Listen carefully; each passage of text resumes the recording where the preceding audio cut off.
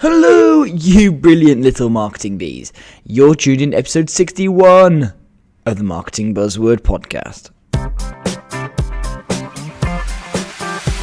This is the Marketing Buzzword Podcast, the podcast where we dissect the world's most common marketing buzzwords. Hold on tight. We are about to fly around the beehive to see the latest buzzwords that stuck to the marketing bees.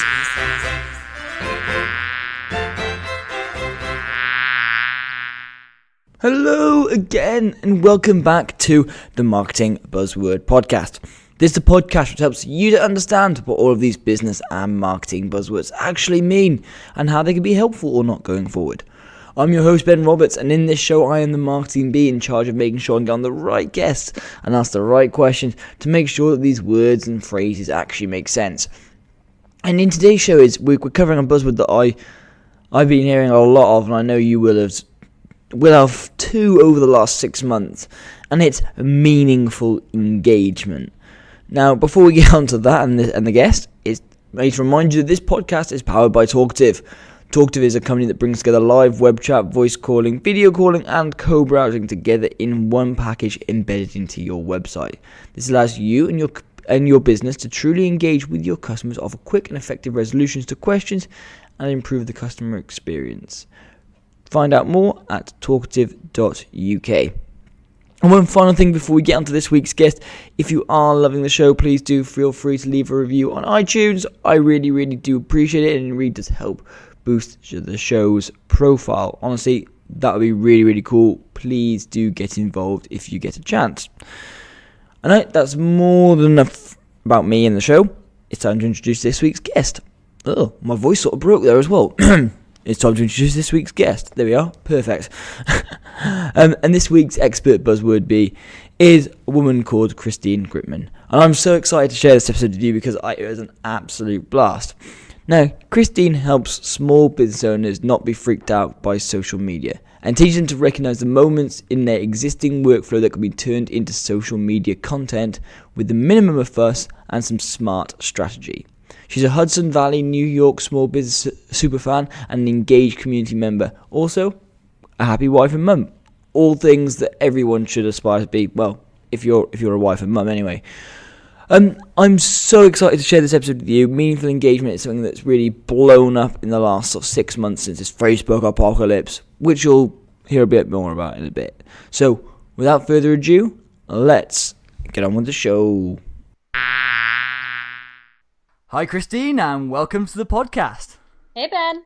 Hey, I'm so excited to get you on. We only saw each other, a month ago? Oh God, it's less than that ago. It's crazy. Just a few short weeks. I know, it's absolutely crazy, and I'm so glad to be able to get you on the podcast. I'm so excited to break down this particular buzzword with you. Well, let's make sure we do it in a meaningfully engaging way. Oh, Christine, look at that. Look at it, it's almost beautifully segued into the word already. So, meaningful interaction. Christine, this term is one that, I don't know, maybe it's been grinding my gears for a bit. And it's like, what does this actually mean? Because I've heard this so often now. And when we were talking about it, we were like, oh my God, this is such a buzzword that people have been banging on about since this Facebook apocalypse. And I've already messed it up because before I teased, meaningfully engaging, but it's not meaningful engagement, it's meaningful interaction and how it differs from engagement. So you see, I've already Hey, no, we'll gloss straight over that. We'll gloss straight over it. But no. There you go. But seriously though, Christine, what on earth is meaningful interaction? Because it's just blown up since this Facebook apocalypse that wasn't an apocalypse but is an apocalypse. Exactly. Well, what it is, and here's the interesting thing. People, the Facebook apocalypse about how, it wrecked everyone's ability to get reach and all of that. It didn't. What it did is it labeled very clearly the key to get reach. The problem is that key was meaningful interaction, which involves work. And so that's why people thought it was so catastrophic, because they're like, you mean we can't just put stuff out there and expect people to see it and Facebook to reward us for that? No, it has to be meaningful. It has to provoke meaningful interaction. And you need to meaningfully interact. And what the heck does that mean? And what is meaningful is really what rocked everyone's world. And I was very, very glad that I attended Social Media Marketing World very shortly after the Facebook apocalypse, because they really broke that down. There's a real focus on what that means, and in particular, what meaningful interaction means. Brian Fanso did a great keynote on that in particular, and Mari Smith, of course. So yeah, shall I go right into what it means then? Yeah. I think it's. I mean, I was there as well, and I think it was a perfectly timed conference for what Mark Zuckerberg said, in terms of everyone was absolutely panicking, and I thought it was just so perfectly timed. I'm excited to see almost what you've taken away, because it's been what, like 6 months, 7 months since Social Media Marketing World. So what have you learned then, and what do you think has changed now? Well, seeing it in action has been fascinating, because previously the thing that Facebook rewarded was engagement, which was the previous buzzword du jour, and it hasn't gone away. Engagement still matters, but a lot of things counted as engagement, sort of in order of importance. It was, a like, or an emoji reaction, or a comment, or a share. Shares, of course, being very valuable. So people see that engagement and they say, well, what's this meaningful interaction now? How is that different? And really what it is, first of all, like is worth hardly anything anymore. They really want not only reactions, they really want comments and conversations, like not even just comments. Meaningful interaction means it's not just a comment saying like, nice post, or yeah, or love this. Meaningful interaction means that, first of all, someone has ideally a longer comment. Facebook has actually said that, I don't know if they stated this publicly or if just this was semi-insider info, but I heard that comments of 5 words or more are more highly valued now. They really want to make sure that you are interacting with those comments. So you're not just putting a piece of content out there and letting other people comment on it. You're also in there and, seeing what the conversation is around it and participating. But then they're also really, really highly valuing other people having conversations within your comment thread. That is hugely valuable now. And that's something that I think people didn't think as much about before. They kind of figured, okay, if people are commenting, that's good. And it is. And then they figured, okay, well, if I respond to people's comments, that's even better. And it still is. But they really want those comment threads to be active conversations between multiple people within your community. They realize that Facebook and social media in general has become kind of antisocial. It's been taken over by advertisers. It's been taken over by politics. They want to get people talking again. They want to get people connecting again. They want it to be human again. And the way to do that is conversation. And so nowadays, if your content does not spark conversation, Facebook is really not considering that valuable time spent on Facebook, and they're really going to reduce your reach. And so that's why people freaked out. They said, not everything I post is going to start a conversation. Now no one's going to see it. And yeah, that's correct. They want meaningful interaction, and that's what it is. And they defined it. And, basically we got a huge gift. We got unprecedented access into the magic bullet of what is going to get us Facebook reach and what is not. And people were freaking out, but it's a gift if you know how to use it. But unfortunately, you need to actually put in effort to use it. And that's the thing, isn't it? Like we saw in the time after this where Facebook started releasing, especially in the UK, I don't know what they did in the US, but in the UK we started seeing all these ads pop up on TV and radio stuff saying this is not what we wanted Facebook to be. We wanted Facebook to be a place where you can meet people, share friends, stories, things. And then they've been really over the last, especially since that Cambridge Analytica thing as well, where they've been really pushing this social is Facebook.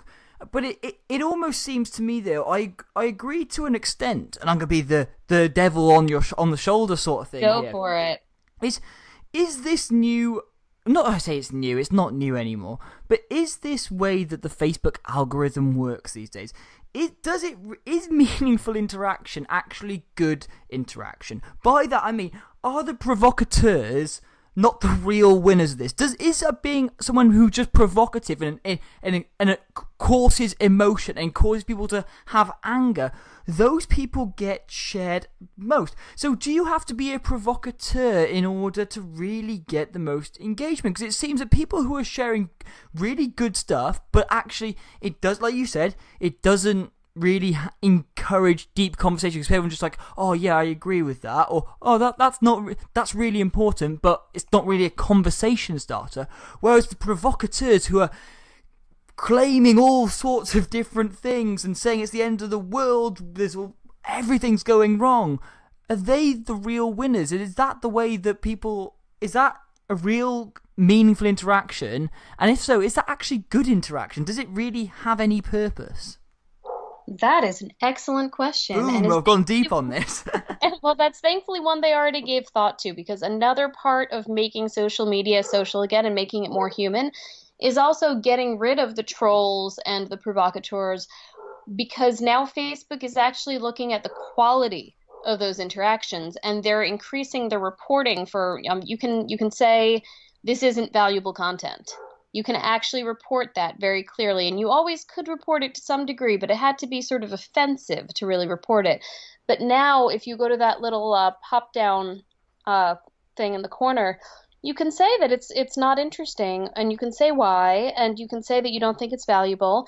And another really fascinating thing that I've noticed is a lot of what is especially provocative tends to be, I hate to quote a certain someone, but fake news.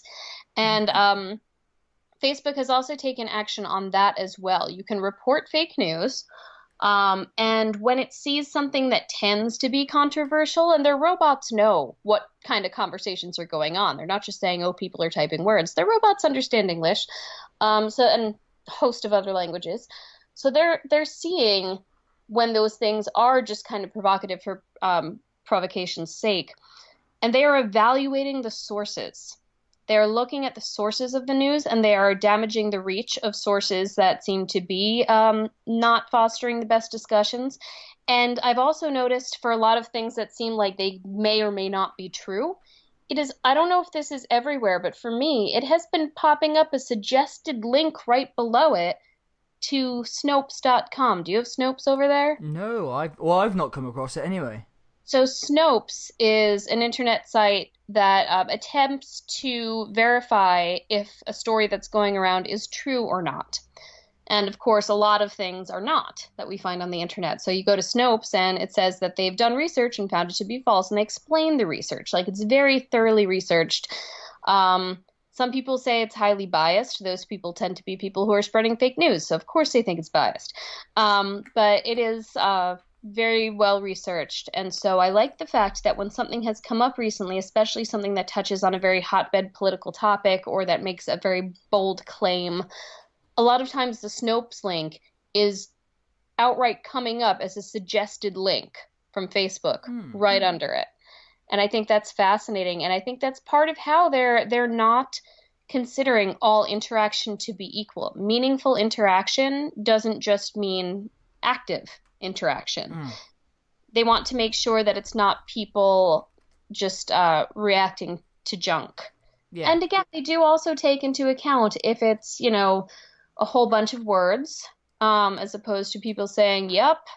And they're also taking into account the types of conversations that are happening, and they understand different types of language being used. They can tell if people are spewing insults at each other. They can label these things.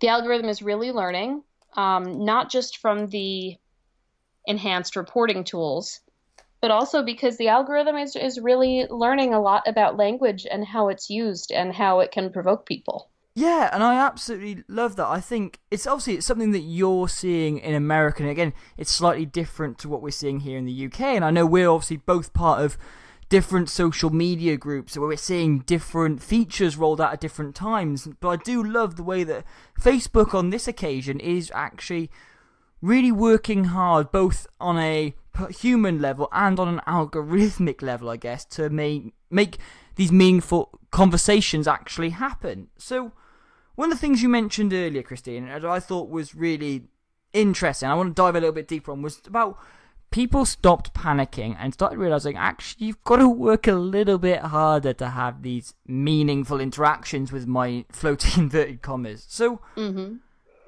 how do people work harder to get these meaningful actions? What do people have to do now as opposed to what they didn't do 6 months ago? And, as a caveat to that, what are they going to have to do in this next 6 months to make it almost a year past this Facebook apocalypse?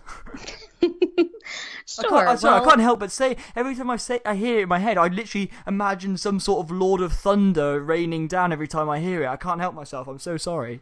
I don't know if you've got access to any sort of vocal effects in your podcast editing software, but if you do, I think you need like a thunder rumble there or something. Well, I know, but that's far too technical for me, Christine. I mean, we're lucky that I'm able to get this Keeping it real. Keeping it real. We're lucky that I'm able to get this podcast out every week. I mean, that's already stretching the limits of my technical ability. All right. Well, hopefully one thing that shouldn't stretch the limits of your technical ability is being human on social media. This is really what it all comes down to. When social media started, it was just humans to humans. Businesses weren't even allowed on it at the beginning. And then, of course, if something exists and people are enjoying it, someone will find a way to monetize it. So then businesses really started taking over. And at first they had to be engaging and they had to be interesting to people. And after a while, they sort of got away from that, and they started just kind of putting out content they thought people would want to consume, but not necessarily react to. And so they were able to be more distant from the human end. They were able to just kind of be a content creation machine, broadcasting things for consumption. And Facebook said, whoa, no, this is for people. This is for people to connect with people. It was always for people to connect with people. And you guys are getting pretty not human with it. So the Facebook apocalypse sort of hit reset on that trend of people of companies just putting out stuff for passive consumption. And they said, no, you have to interact, and not only cause people to interact. That's really what they want. They want people getting into conversations, because then they'll keep checking their notifications and seeing the responses, and they'll spend a lot more time on Facebook and consume a lot more advertising. But it's hugely important to not just set it and forget it, and to not just broadcast something and hope that people talk about it. You need to be in there talking as well. And this has always kind of been the secret way to maximize your reach as a brand and to maximize your followers. The secret has always been engaging not only with what people are saying about your own content, but engaging with other people's content, engaging with other brands, engaging with whatever you can, especially the teeny tiny local companies that I work with. You really have to become a part of the audience that you're seeking. Because that's how they see you. And so this has really emphasized the importance of that. And really, when it comes down to it, you're not only going to be limited in your reach if you put it out there as a one-way means of communication. You are also going to limit your following. You're not going to grow. And your ads also aren't going to do as well. One thing that was very interesting to me is people wondered how the Facebook apocalypse was going to affect ad reach and ad results. And I've heard very differing experiences on this. Some people say that they don't get nearly the results on ads that they had previously, but I feel like ads have always followed the same basic algorithmic rules as organic content has, because Facebook is ultimately trying to achieve the same objective of getting people interested and spending time on Facebook. So again, if you want ad reach, if you want followers, if you want organic reach, if you want any of this, the rules are the same. Put out stuff that is going to get people that is going to elicit a response from people that is more than a one-time thing, that is going to elicit conversation. And, your organic reach will be better. Your ads will get a lot farther for a lot less. And you're going to feel like a part of your followers' lives, as opposed to just something that they passively consume.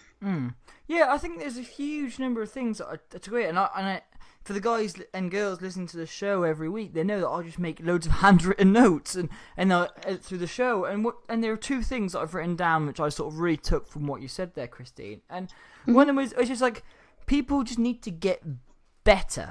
And it's almost just like people need to work harder and work smarter. People just need to almost be better people on there. They need to get better at having conversations again, instead of being just I'm trying to think the way I described Twitter the other day is it's not something that it's not a shouty platform. It's a conversational platform. If you go on any of these social media platforms and you start just shouting all the time and you stop trying to actually have the conversations, it's going to penalise you. And the other thing I wrote down was replacing. I know you didn't say it directly, but this is where my brain was going in this weird sort of trail of thought. It was about replacing almost quantity with quality again, and saying, actually, look, yes, instead of posting 3 times almost to something that's a bit plain and generic, post once something that's either detailed and sparks that conversation. And that seems to be the way in which people can really utilize the algorithm, the platforms going forward. Is that something that you're seeing as well? Absolutely, definitely. It's really, and a lot of big companies have said that.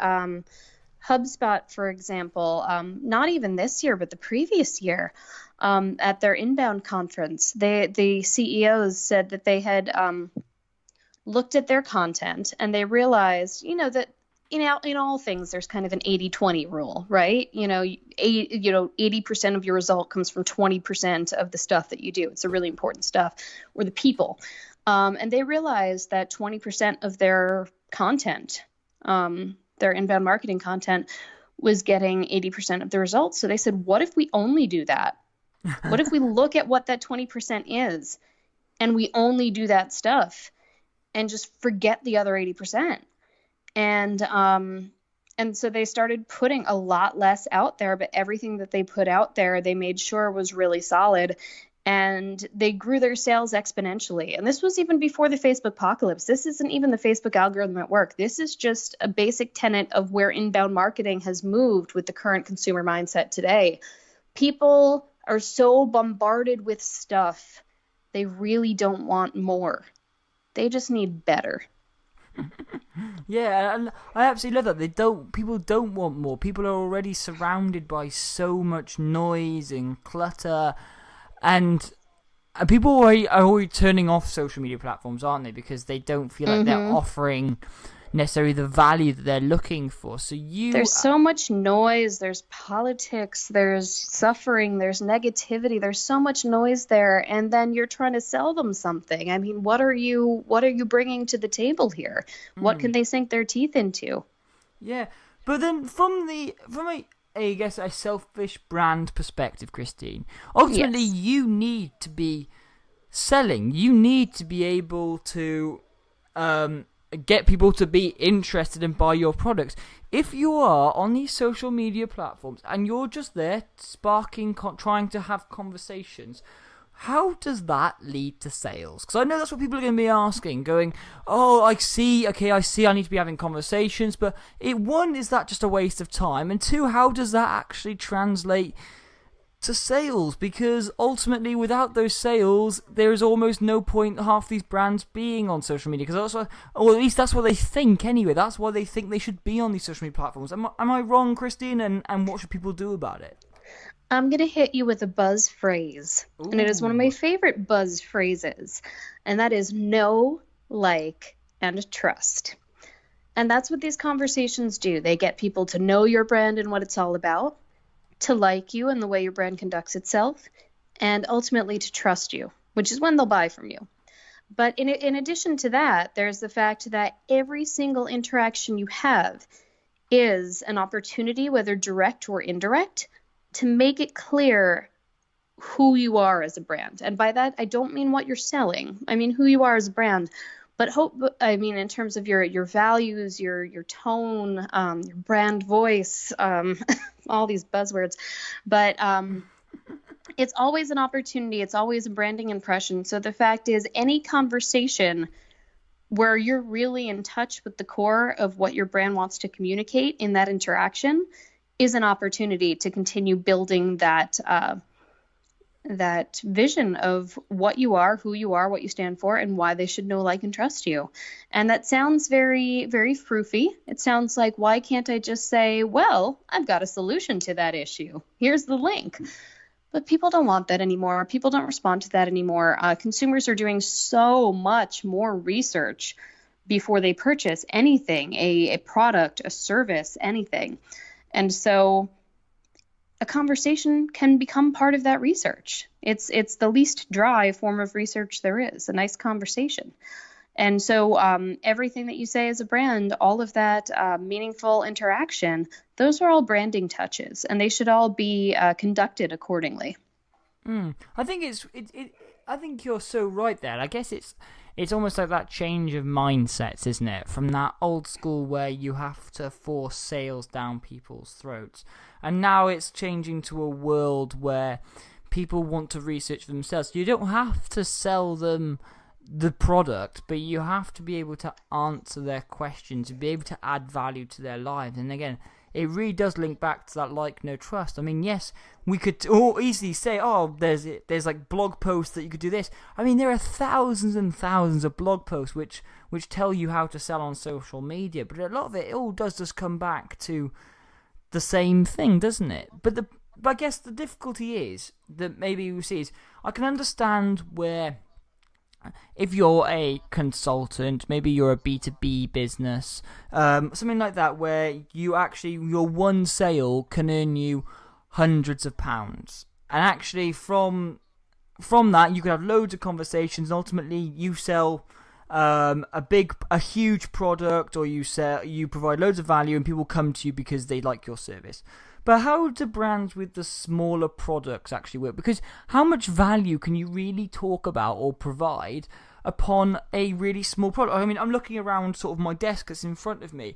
I've got a paperweight, which is from Normandy. I've got a pad of paper. I've got a Colorado Rockies. Oh, yeah, this is actually American. There, look at this. This is almost... I've got a Colorado Rockies tankard here.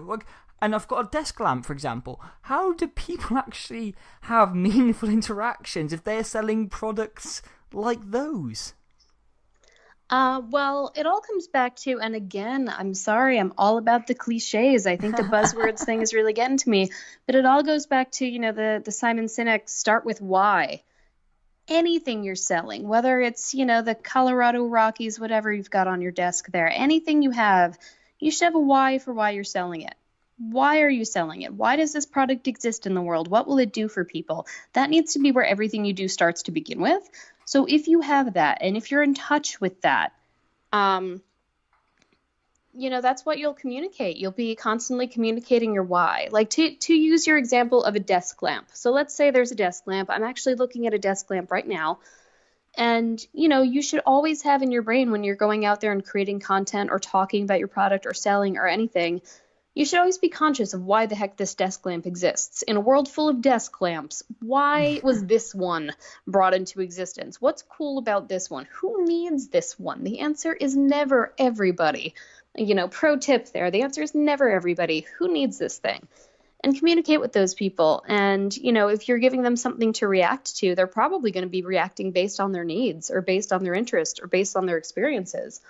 So, which is kind of great because it means that everything they say is really just data for you. Every conversation you can get into is consumer data, which is great. But, as long as you're aware of where they're coming from and the fact that their reactions are going to be based on their own wants, needs, experiences, speak to that. Speak to that from the point, if they are communicating something about their feelings about your product, further that conversation. Find out what's up with that. If they're mentioning something that is totally unrelated to your product, but that maybe your piece of content reminded them of, and they're kind of going on a tangent, if your brand voice is playful, you can have some fun with that. If your brand voice is informative, you can try to bring the discussion back to the content. So it's all about realizing that people are communicating something very valuable to you with everything they say in reaction to your content.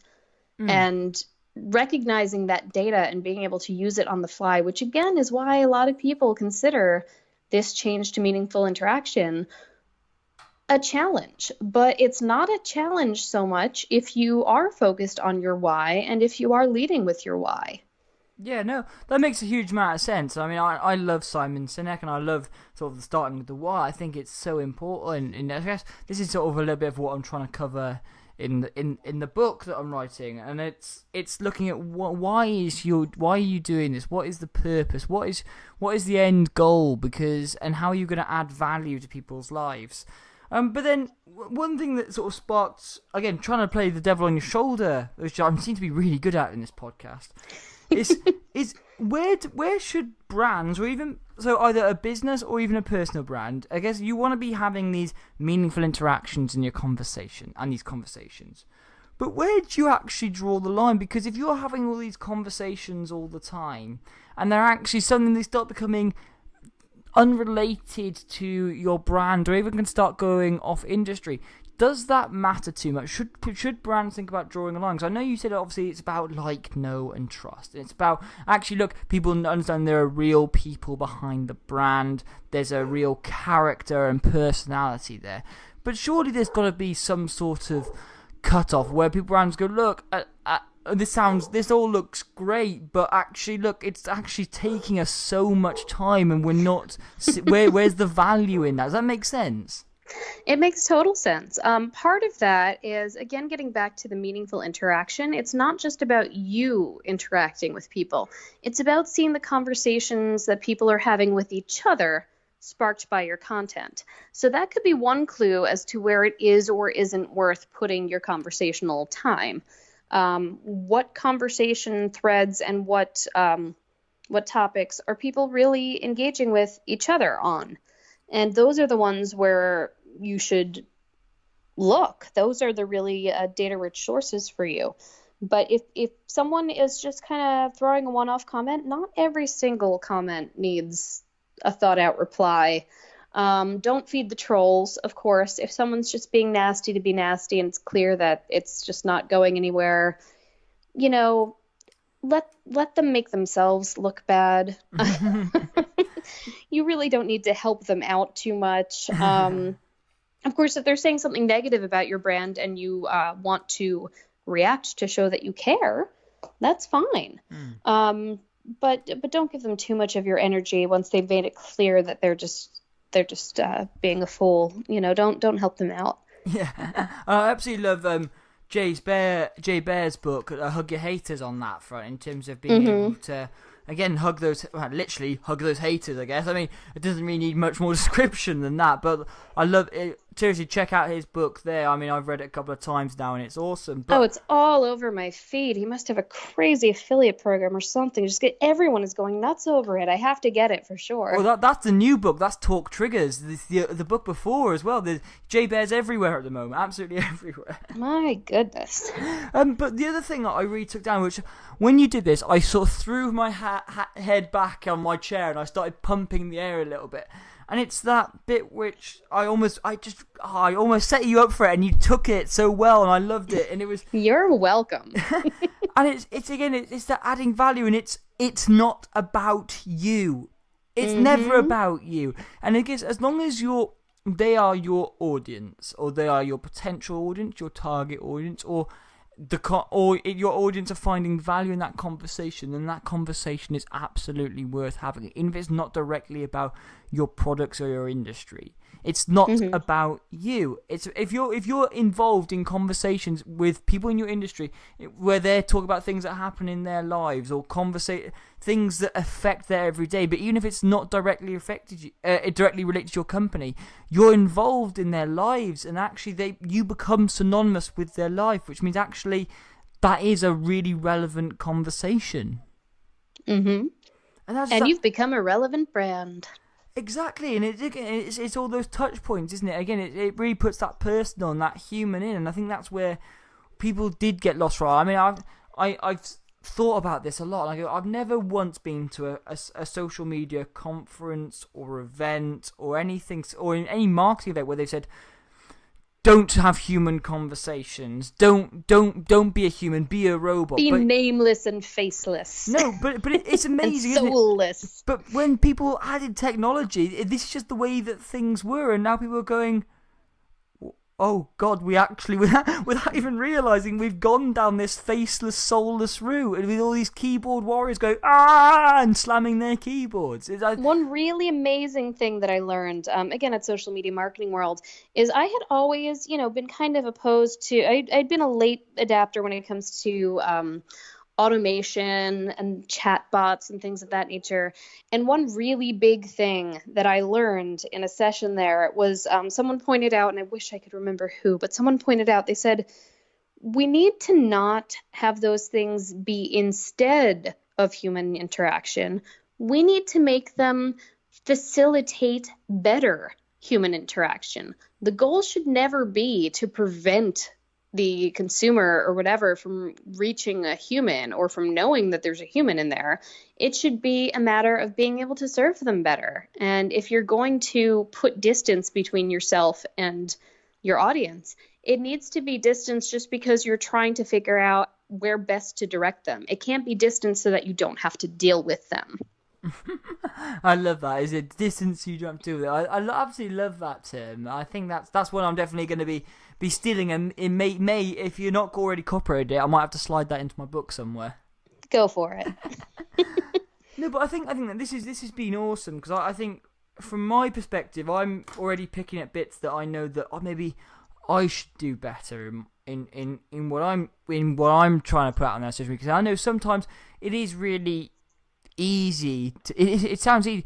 It's really easy to post stuff on these networks, but actually you need to be doing a bit more thinking, be a bit more open and questioning on these social media platforms. I know I do it myself sometimes where I'm like, I need to post because I've got something to say, but actually I've just ended up shouting on the platform. And I think that's just what people maybe need to do, is take that little step back and understand, okay, is this going to provide meaningful interaction? So the post can still be what you can still get out of the post what you need to, but also you need to tailor it in a way that actually isn't just you shouting, but it is adding value or sparking conversation.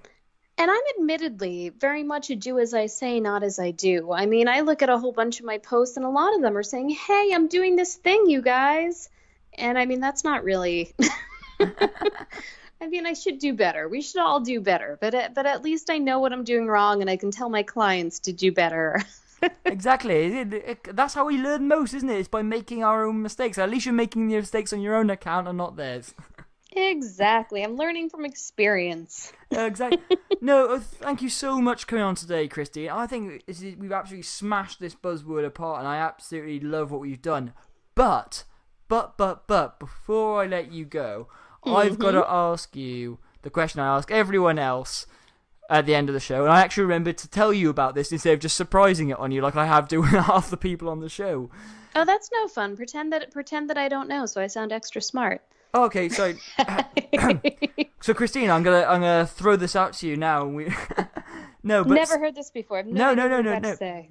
So, oh god, I'm all over the place. I'm going absolutely doolally. It's like it's not even 10 o'clock at night here, and I'm already going stir crazy. Right, now, no, focus, Ben. I'm in the zone. Right, I started staring at the mic like it was looking back. You can do it. We've got this. You can do it. Okay. It's almost like it's my first podcast all over again. Right. What are the marketing buzzwords out there right now are you absolutely loving or hating, Christine? What is grinding your gears and making you clench your fists at the air and go away, I never want to hear this again? And what are you like trying to give a nice warm hug to, and you're like, I love this term? Tell me, Christine, talk to me. Okay, so this, I'm sure, has been said a million times, but I hate that everything's become a hack. A hack and a tip are not the same thing, and they become the same thing. Not everything is a hack. Here's some hacks for how to decorate your apartment. Those aren't hacks, those are tips. Here's a hack for how to get more engagement. That's not a hack. It's just how you do it. So I just hate the term hack for everything. A hack is, in my opinion, a true hack is something sort of cutting corners or going in some, sneaky back way to do something that you're not supposed to do, as opposed to just normal tips or advice. So not everything has to be a hack. I hate that everything's a hack. Yeah. It's just only hacks call everything a hack. It is, isn't it? It's like there's life hacks, Twitter hacks, social media hacks, SEO hack. Everything is hacking, and it's like, here's a food hack. No, that's called a recipe. oh, I absolutely 100% feel Here's you. a pasta hack. Boil it in water. No way. Oh, I've been getting it wrong all these years. Oh my goodness, earth-shattering. I feel so sneaky now. I know. Oh, I'll tell you what though, if you boil the water first, then put it in, boom, hack the system. You don't even have to boil the water on the hob. Look at that. Oh my goodness.